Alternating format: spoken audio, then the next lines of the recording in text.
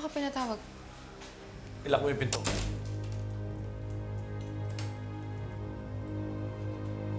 Ano ang laman ng lumang cellphone ni RJ? Teka, paano mo nalaman? Sagutin mo ang tanong ko. Ano ang laman ng cellphone ni RJ? Zoe! Kakapi mo rito! Ano ang laman ng cellphone? Nandun yung sikreto natin. Ano? May iba pang nakakaalam. Hindi lang si Doc yun doon.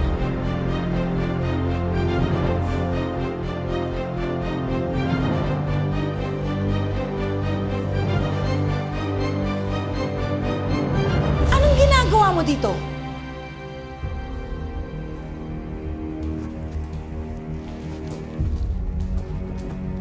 Anong ginagawa mo dito, ha? Magkakape. Bored na kasi ako sa bahay. Eh ikaw, anong ginagawa mo dito? Sino na naman kayang masamang tao ang imimit mo dito? That is none of your concern. Eh ikaw, sino namang doktor ang kakabitin mo? Kagaya mo din, it's none of your concern.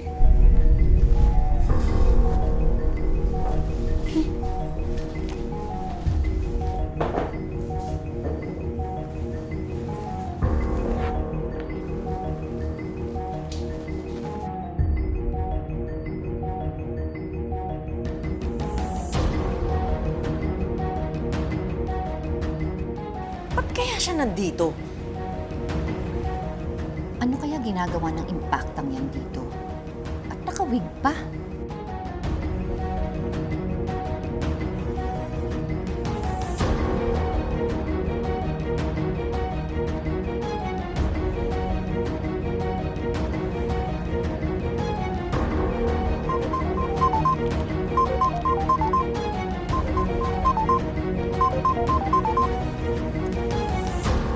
Hello, Nay. Kamusta ka po dyan?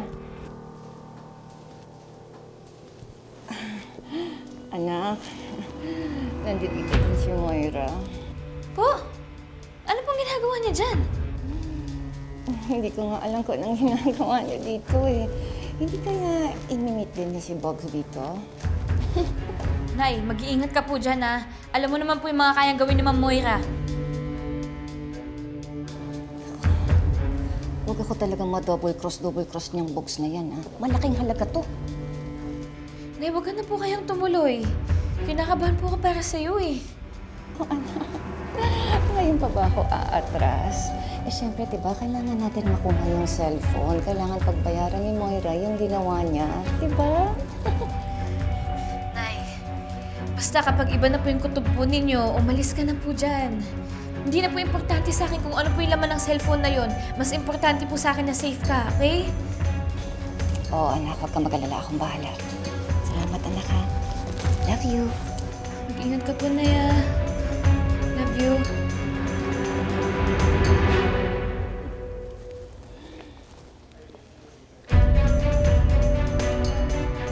Ewan ko ba dyan sa nanay mo? Sobrang tapang naman masyado na. Waiter, pwede ba makainin ng menu? Ito po. Ay.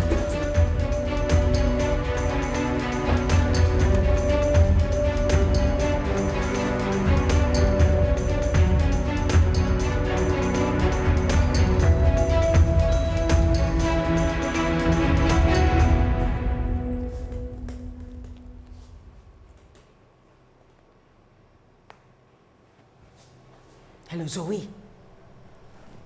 Alam mo ba, nandito rin si Lynette. Sigurado ako inaabangan din niya yung cellphone ng daddy mo. Well, she's going to be disappointed dahil sa atin mapupunta yung cellphone niya. No doubt about it, Mom. Tita Lynette is also after Dad's old phone. Hindi nila pwedeng makuha yon. Kundi lagot tayong dalawa. Mom, make sure na sa atin mapupunta yun, ha? Mas matalino ka naman kay Tita Lynette, di ba? So please, huwag ka magpapatalo. Don't worry, nakahanda ako.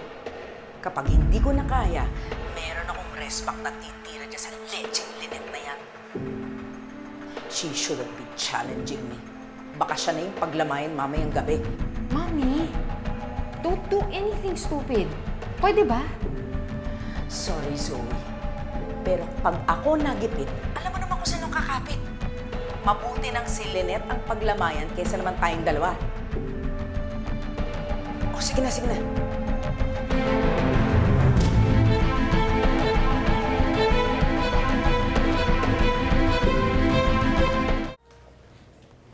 Ito na po yung order niyo. Salamat po.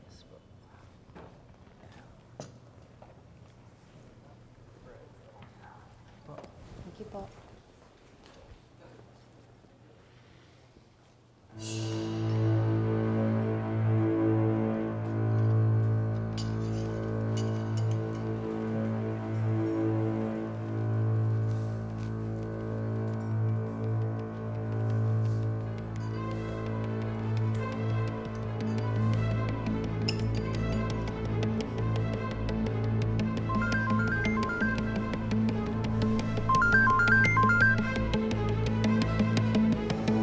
Hello? Hello, si Bogs to. Pumunta ka sa kitchen ng restaurant na to. Kamaingay ah. Sa kitchen? Doon tayo magkita. Doon ko ibibigay itong cellphone. Hello? Hello? Hello?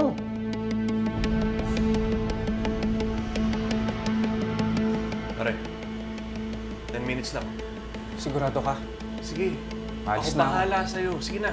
Bahala ka na dito.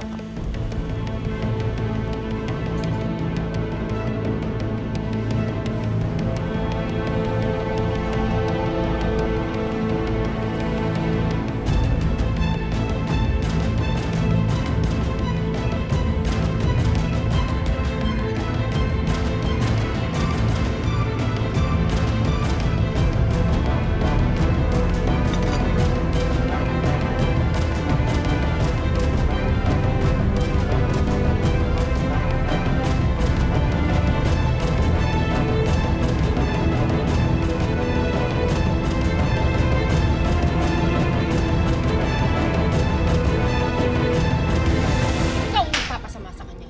Ikaw! Huwag mo kong sagarin. Doktora Tanyag? Kumalma kayo. Hindi maaano si Lynette. Kasi unang-una, public place yun. Lola, kaya po ako kinakabahan kasi si Ma'am Moira andun po sa restaurant kung nasan si nanay. Hello? Listen to me. Si Daddy, nag-withdraw ng 1.5 million dahil ibibigay niya dun sa taong nakakuha ng phone niya. What? 1.5 million? Kaya nandyan ngayon si Tita Lynette dahil siya yung magbibigay ng pera at siya yung kukuha ng telepono. Hindi pwede to. Hindi maaaring mapunta kay Lynette yung cellphone na yan. Yan ang cellphone ni RJ Tanyag. Annalyn, anak. Naalala ko na ang lahat na nangyari. Si Moira.